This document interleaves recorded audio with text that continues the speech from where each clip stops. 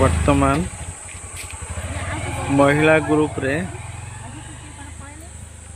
जल छत्र दान चली पत्राजपुर मेलन पड़िया लोकंकर बहुत भिड़। ये आमर भाई पीऊँच दी मग पी सारे भी कहते आउ दियो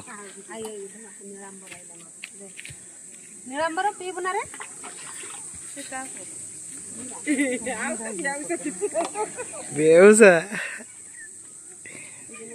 स्कूल रो पिला माने भी लाइन ले लागी छंती।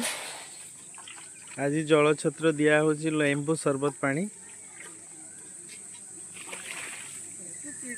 महिला माने सब छिड़ा ही छंती।